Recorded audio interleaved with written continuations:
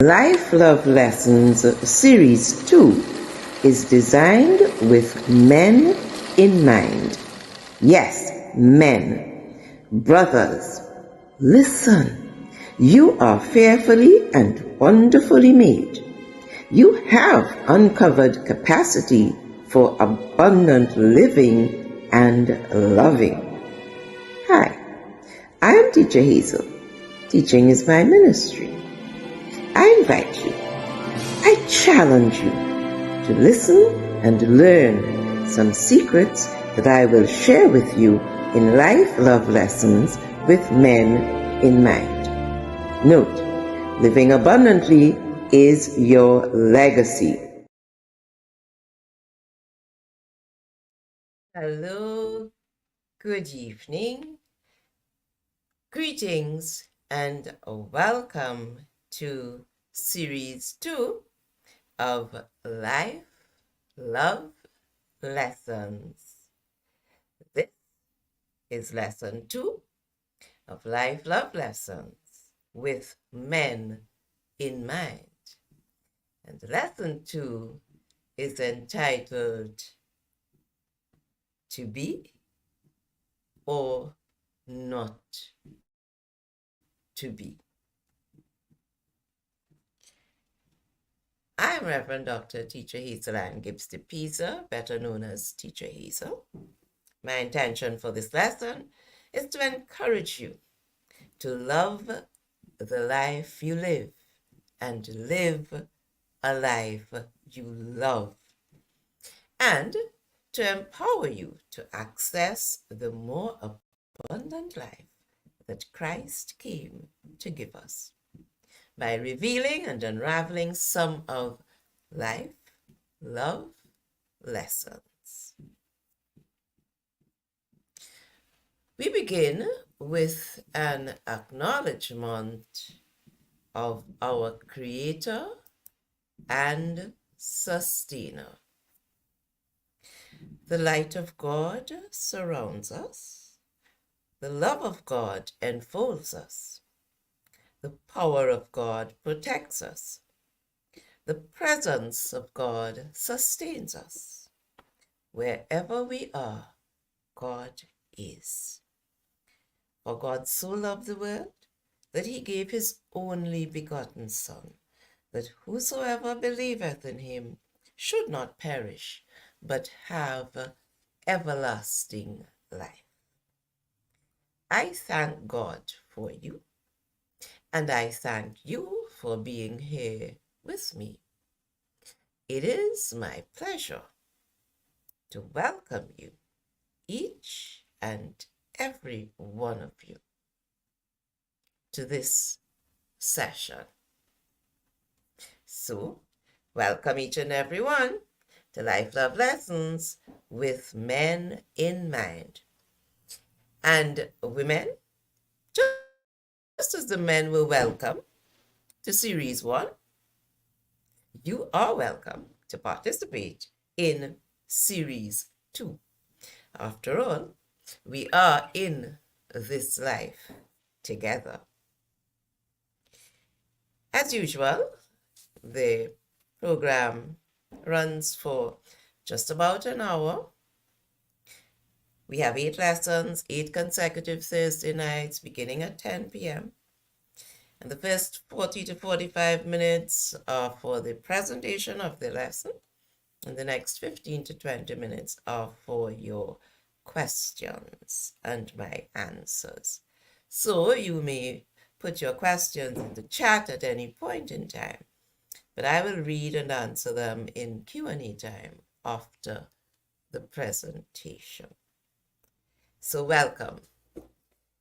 And we begin by making some connections, reviewing lesson 1 before we move forward. So you were told that Series 2, Life Love Lessons with Men in Mind, is structured with men in mind. The introduction treated with why with men in mind. Because Both men and women are created by God in his image, not one or the other, both. It is only natural that there will be life love lessons, not only for the female, as in series 1, but also for the male, series 2, that God created in his own image. Remember, Adam said, "This is now bone of my bones and flesh of my flesh. She shall be called woman because she was taken out of man." So there is synergy, synchronicity, symbiosis, and some similarities in the midst of the distinctions between male and female. And then we explored the terminology of life love lessons. So the summary indicates that life is that journey from birth to death when the spiritual being sojourns in an earth suit for a human experience here on this terrestrial ball. And love is the essence of God. It is the character of God. The Sunday school chorus tells us it's love that makes the world go round.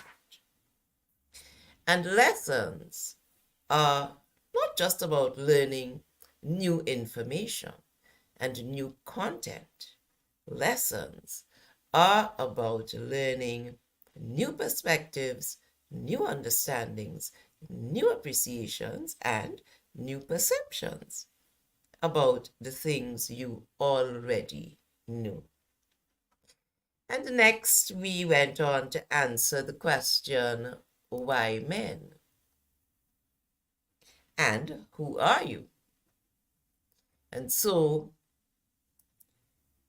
we said that it's because men, like women, men are fearfully and wonderfully made.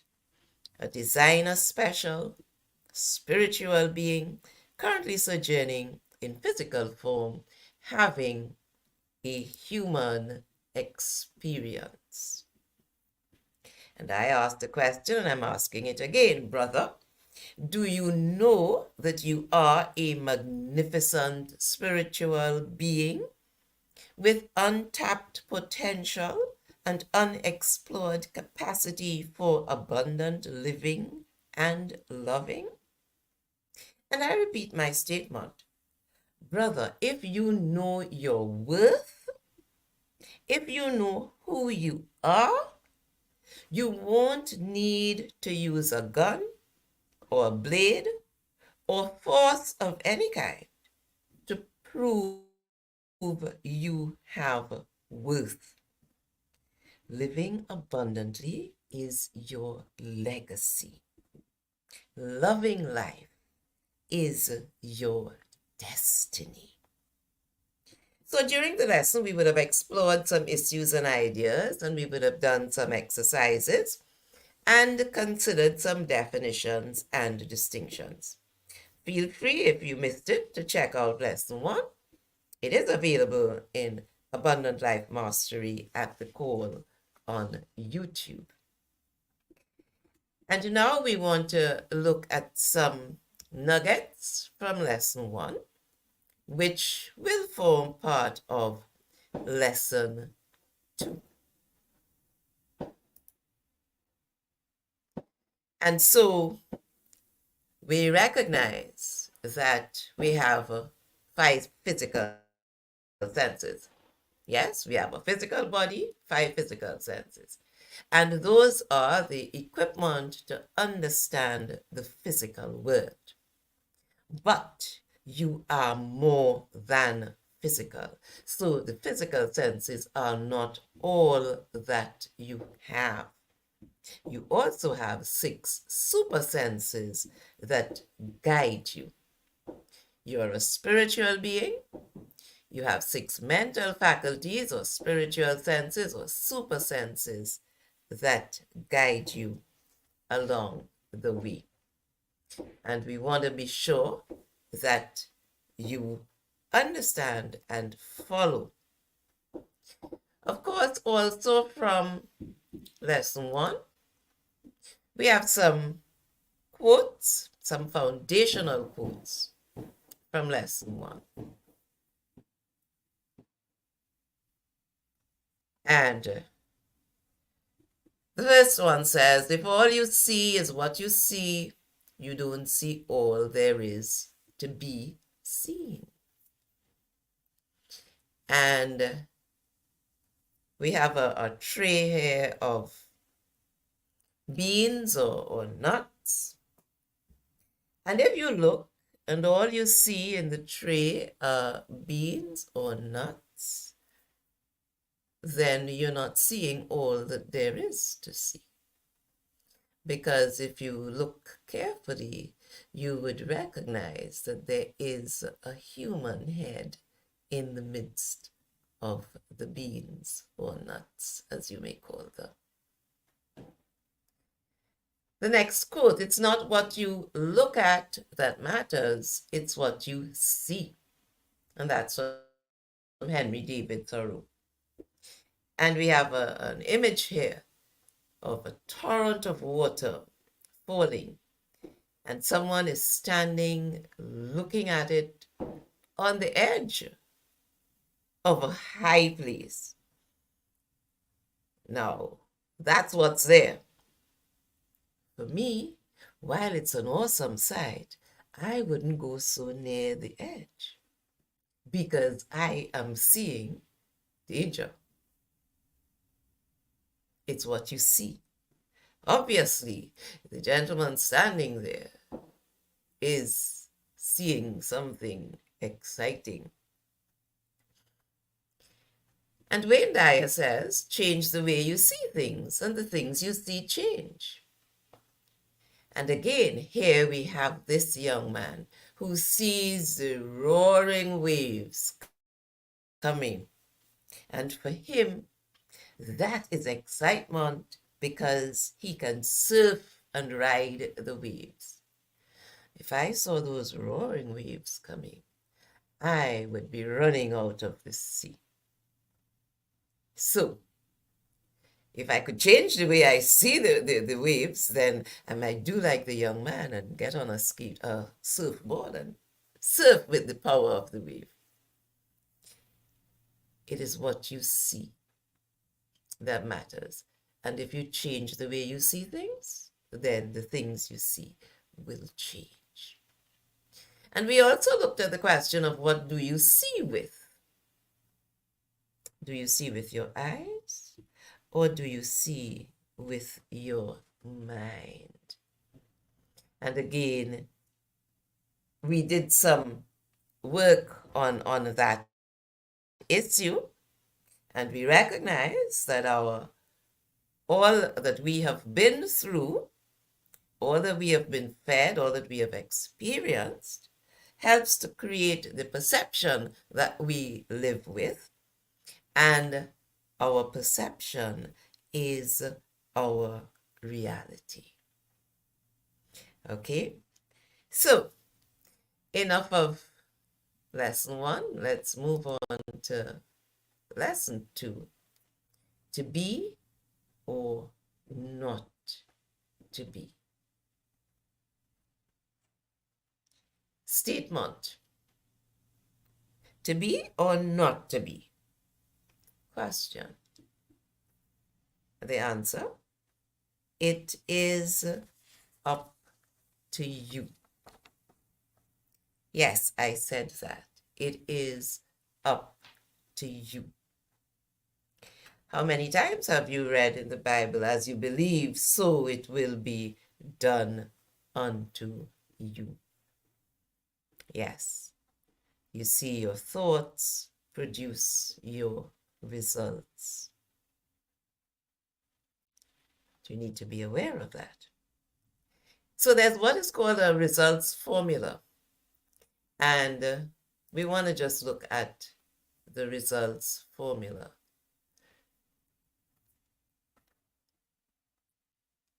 Your thoughts cause your results.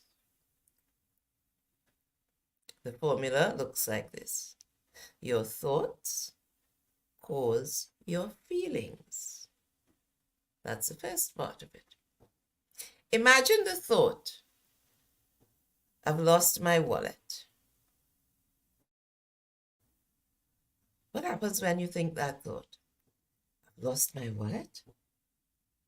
You feel fear, you feel stress. Just at the thought. Then, when you think the thought, nah, I put it in my jacket or I put it in my pants pocket, and you check and it's there. What happens when you think that thought, I found my wallet? You feel relieved. The fear and the stress is gone. So the thoughts cause the feelings. It wasn't the loss because the loss didn't happen.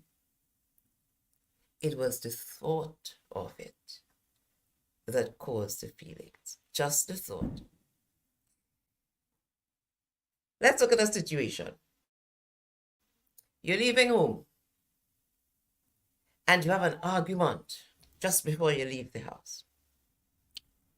And you didn't resolve it.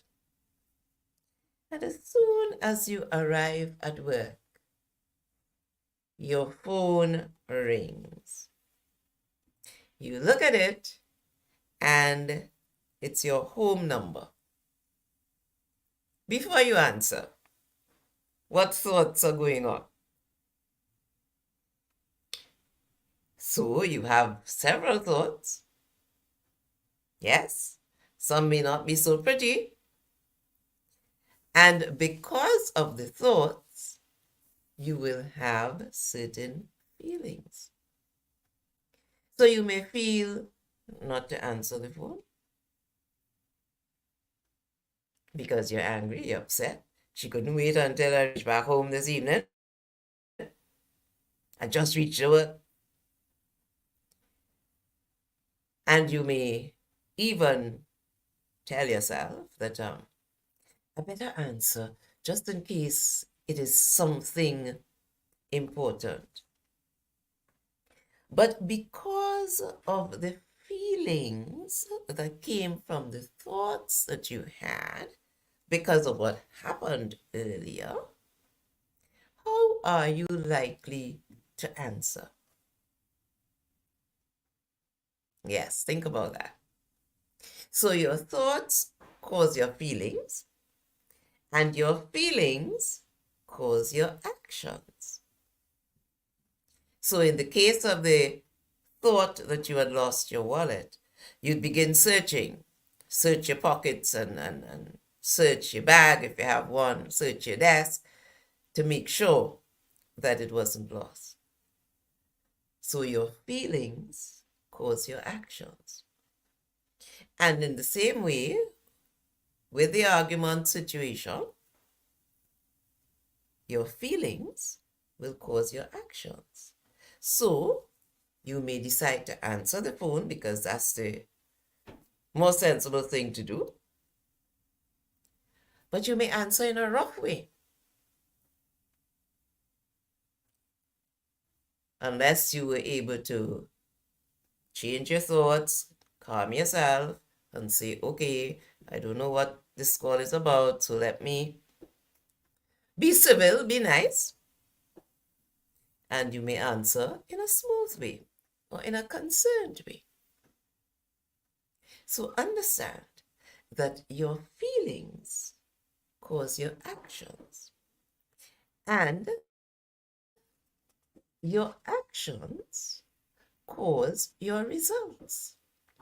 Because depending on how you answered, the results will be either a continuing argument or things are settled and whatever is the new issue is being dealt with.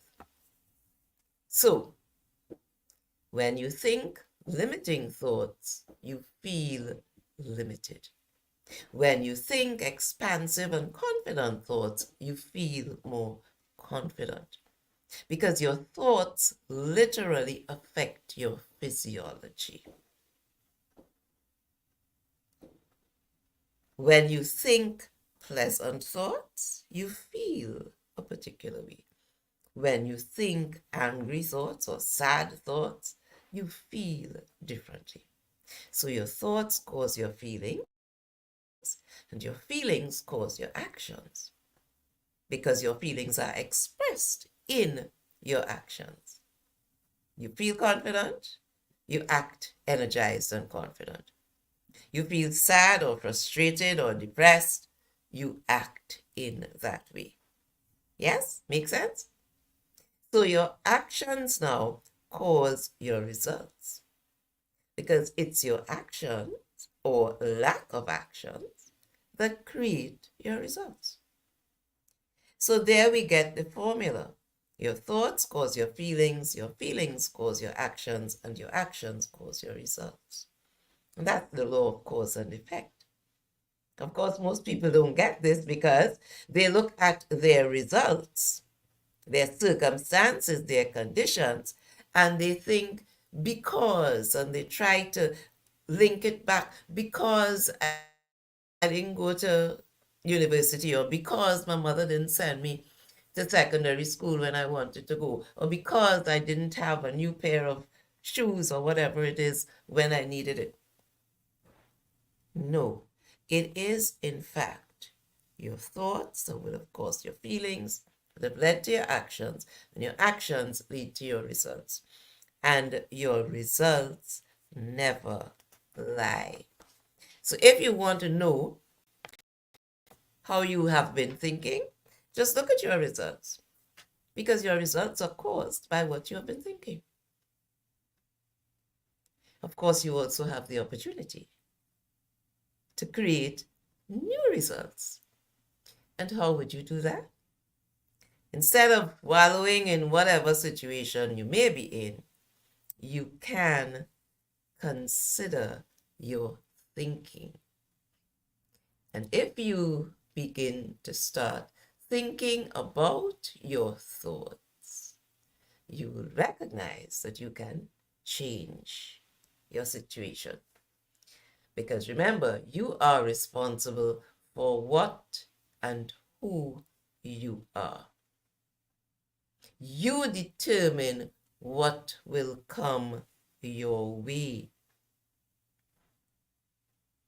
How you think directly affects how you live. Your thoughts create your life. Yes, if you think in lack, your results will reveal lack. If you think in abundance, your results will display abundance. You know, if you are always thinking of being angry, fussing, fretting, and something happens, your approach, your action, because of your feelings, will be in the mood of fussing and fretting, and therefore your results will not be too pleasant. So that if you want different results, you have to change your thinking. And you can think about your thinking.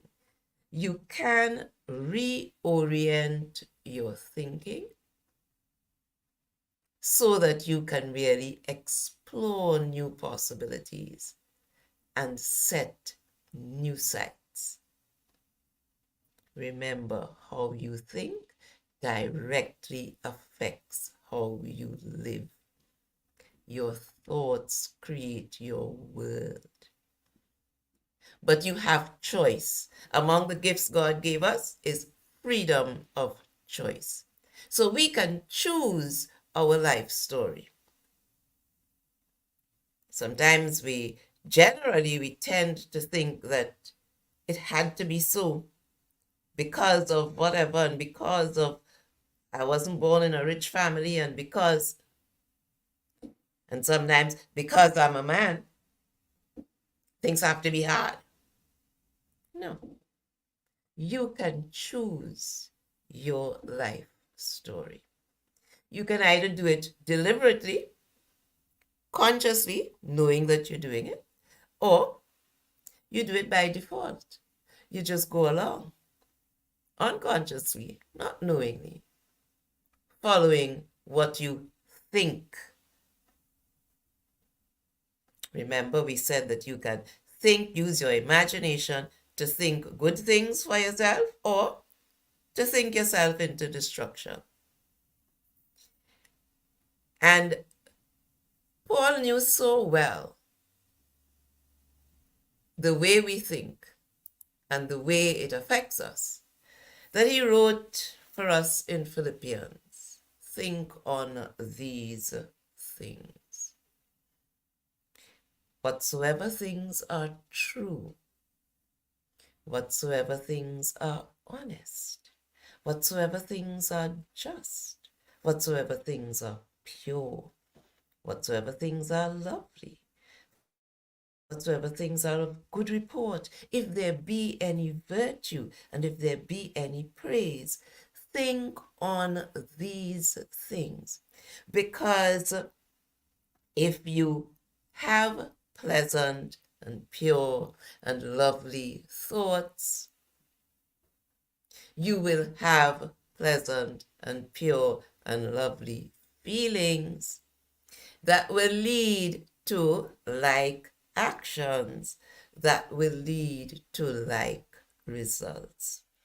And that is why Paul gave us that admonition on the things that we ought to think about. Because you see, our thoughts are real. And we will get into that in another session, another lesson, where we're going to actually look at the effect and the planning and the direction and description of what our thoughts do. So, the power of perception. We're looking at to be or not to be. And in lesson 1, we went into the whole question of perception, what it does to us. Because most people have limiting perceptions about themselves. And once you have limiting perceptions about yourself, you create doubt about your possibilities. If you understand that you are not your personality and you are not your body, you have a personality and you have a body, of course, but you are a spiritual being having a human experience. And when you understand that, then you can see the truth emerge and you can begin to move towards your dream. Because we have absolute capacity. When you limit your thinking, you limit your understanding. Once you change your thinking, you hold the power to create whatever you want to do. Generally, when you ask people, what is your dream? What do you want? They think about what is possible based on their current circumstances. And therefore, they don't see a different future because they are looking at their circumstances instead of looking at their possibility as a spiritual being in touch with the infinite spiritual being who created us, and therefore the extent of the power that we have available to us. And it happens in the mind, in your thoughts. If you align your thoughts with your dreams, and you reorient your thinking, if you choose your legacy, And if you choose to love and live in your destiny, things will turn around for you. Your thoughts. Your thoughts. So, to be or not to be, you have choices. You can use your super senses and choose your life by design rather than by default. Remember, we spoke about the super senses, and I'll just look at 3 of them briefly again. So you have imagination, and that's your image-making mental faculty or super sense, in which you create mental pictures of a life you love living. So don't use it to create a life you do not love. Stop imagining the worst. Imagine the best. Because remember, your thoughts cause your feelings, and your feelings cause your actions, and your actions cause your results. So what you think about is what you draw to yourself. So don't use your imagination to destroy your life. Use your imagination to build the life that you will love. You have intuition. That's the gift of knowing without reasoning. It is seeing with the soul. It is that internal guidance system for your life. It is communication with infinite intelligence. And an old sage said, prayer is man talking to God. Intuition is God talking to man. So if you want to choose your life by design, then listen when God is talking. You know that still small voice that we sometimes ignore? And then after the fact, we say, oh gosh, I know that, and I feel so, Yes, listen to that still small voice. Use your intuition. And of course, you have perception.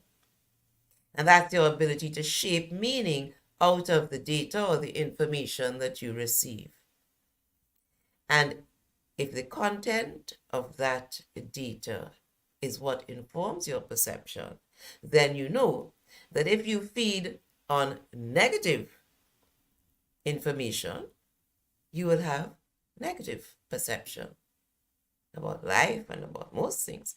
If you feed on positive data information, you will have positive perception. And you can choose.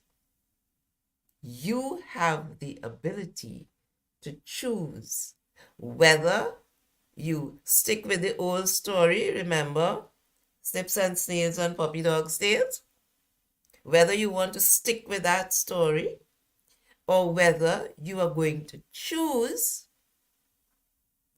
to change your perception by changing your thinking, by understanding that you are a magnificent spiritual being, that you have super senses in addition to your physical senses, and that all things are possible. But it depends on what you do with your thinking. So take Paul's advice and think about the things that are lovely and pure and true, so that your life will go in that direction. So men, brothers, fathers, uncles, sons, living abundantly is your legacy. Loving life is your destiny. So, to be or not to be, the choice is yours. You choose what kind of life you live. You choose because you were given choice by God when He made you. He gave you the choice. And the same way that you can think about all the things that could go wrong before it happens, you can reorient your thinking, and think about all the things that can go right before it happens. So, what are you going to be? How are you going to have your life? Are you going to stick with the negative and say, well, I was poor, born in a poor family, and we didn't have money, and I couldn't go to school every day, and therefore I'm in this state now, unemployed or whatever else? No, because many people who started off in the same situation ended up in a very different one. Why? Because of their thoughts. If you think you can, you can. As someone says, if you think you can, you're right. And if you think you can't, you're right. Because it is what you think that will determine what you will do or what you will be able to do. So the choice is yours, to be or not to be. And so this brings us to the end of lesson 2. Time flies when you're having fun. And last week we did not have our time for questions. So I'm making sure that I give you your question time this week. And all you do is to put your questions in the chat. And when you put your questions in the chat, I will read them and answer them.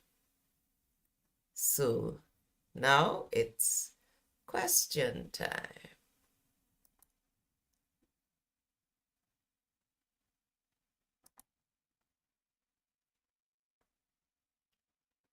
Yes, so please put your questions and comments in the chat so that we can have some discussion. Feel free to ask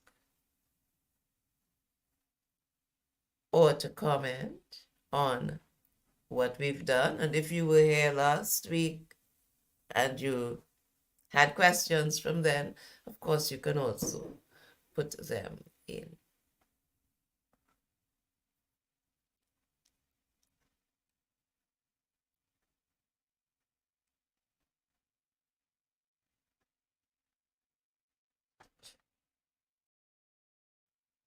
No questions or comments coming in? The chat is open.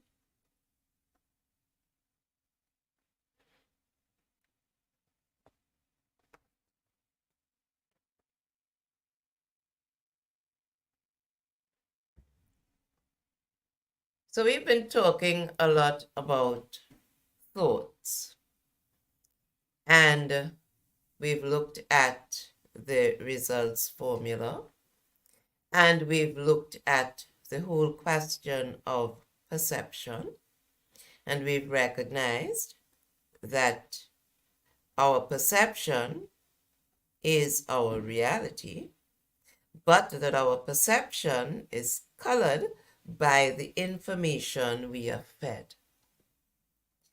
And when we look back at our upbringing, our culture, the way life goes in this part of the world, the things we are told and the things we are taught, and the things we believe. So, like we spoke last week, what are little girls made of? Sugar and spice and everything nice. And what are little boys made of? Snips and snails and puppy dogs' tails. And when we grow with that, the perception we have of ourselves and of others are colored by these thoughts that we have been trained to accept and to believe. In the same way that when we believe, as we have been taught, that we are human beings with a spirit, which makes the human aspect the more important aspect, it changes things when we come to an understanding that indeed we are spiritual beings having a human experience. So that the more important aspect is the spiritual aspect. Because remember, the spirit lived before birth, and the spirit continues to live after what we call death, which is birth and death of the human phase of life. But if we are into physical, human, what I can see, material, what I can touch, five physical senses, and what they teach me, and that's all the focus, then we lose out on all of the possibilities that knowing that we are spiritual beings affords us.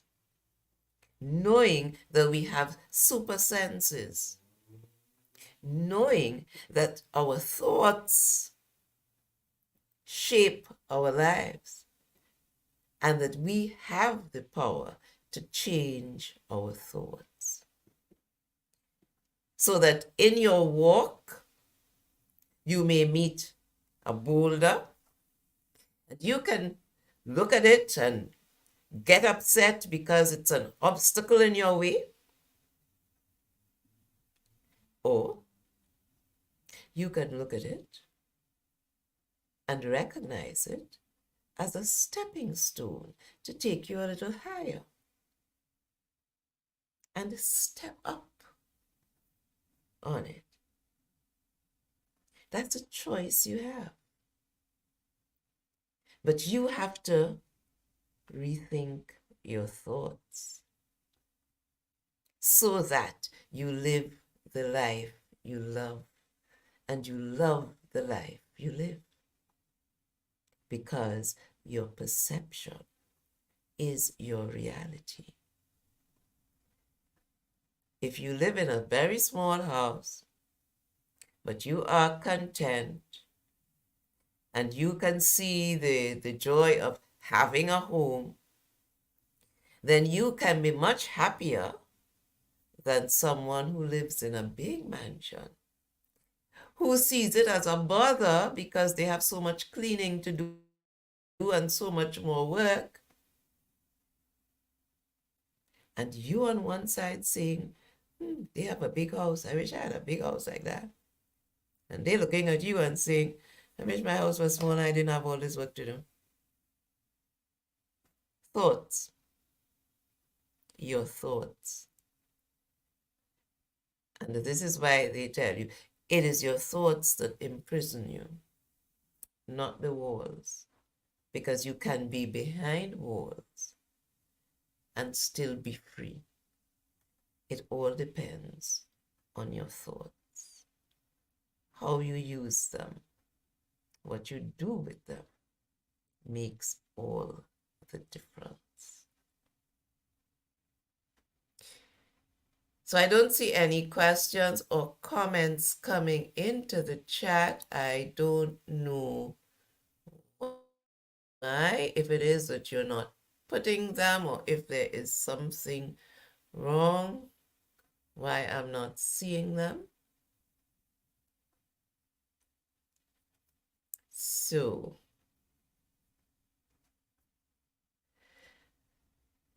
let me say then that we've come to the end of lesson 2.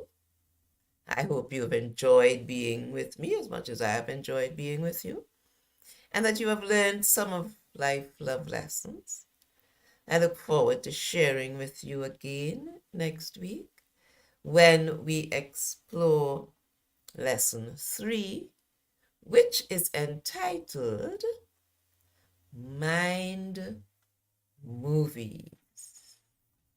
Yes, lesson 3 is entitled Mind Movies.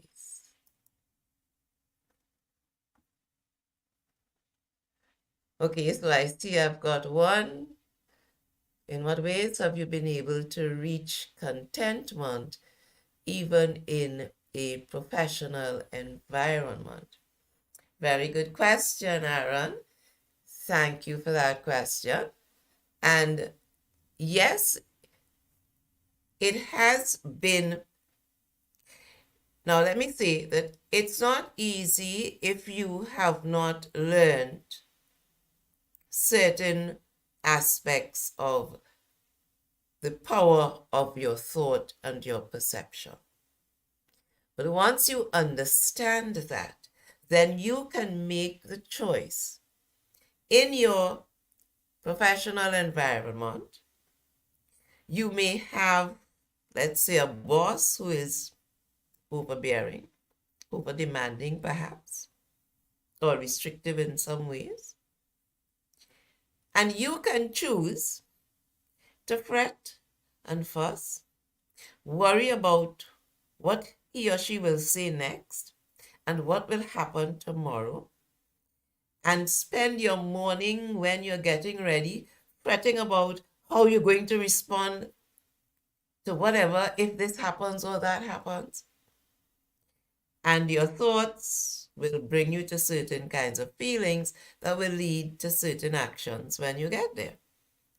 But if you choose to understand that you are responsible for your happiness, your boss is not responsible for your happiness. Your boss has his or her own battle to see about. And sometimes there's a story of the garbage truck where at some point in time, the garbage truck must empty the garbage that it is carrying. And sometimes when people are in positions of power, like being a boss or such, they empty their garbage on those around them. That's what they do. But you have to understand that you don't have to absorb the negativity that they are giving, because you can have your own perception of what is happening around you and see the good in what is happening. You know, sometimes people tell you they had a teacher, and because of that teacher, they learned all what not to do. So instead of just fretting about what was done or not done, they learned, okay, when my turn comes, I know to avoid this and avoid that. So it's all about how you see things. It's not just what you look at, but what you see, right? So you can reach that state of contentment when you understand that you are a spiritual being, that this life is only for a short while, that things change every day. People change as well. But you are not responsible for changing people. You are responsible for changing yourself so that you can live comfortably with people. I hope that that gives you some insight into whatever the situation might be in terms of a professional environment, because I know, been there long enough to know that sometimes it really can get to you. But it is up to you to choose to be content, to choose to see the best in whatever you're doing, and to be the best that you can be in spite of what other people may be doing. So I hope that that answers your question and gives you some insight into what we've been talking about. And of course, I invite you to look at the last presentation from last week, where we went into some more details about perception. And of course, as I was saying, thank you, dear, thank you. As I was saying, the next lesson, it's called Mind Movies. So we're going to play around with some of the things that we do with our minds and that we can do with our minds. And sometimes we don't do them because we're not aware of them, because our upbringing generally has been skewed. There are lots of things that, we think are, and they are not what we think they are. And we put importance, because of the emphasis on our 5 physical senses, we put importance on the physical things, and we miss out on the spiritual things and the emotional things, because we're too focused on the material, right? So, and we're going to go into that whole question of focus and energy and vibration when we meet for lesson 3, where we will be looking at mind movies. And so I thank you all very much for being with me, for sharing with me, for giving me the opportunity to share with you. And thank you, Aaron, for your question.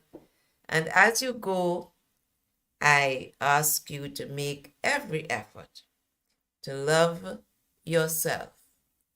It's the only self you have. Love your life. It's the only life you know. Live abundantly. It's your birthright. Love God. It's your purpose for being here. So, love, joy, peace. Thank you and blessings to all of you. Looking forward to our next session next Thursday at 10 p.m. Same place, same time. And I hope that we will have a wonderful time together once again. Blessings, sweet dreams, and thank you.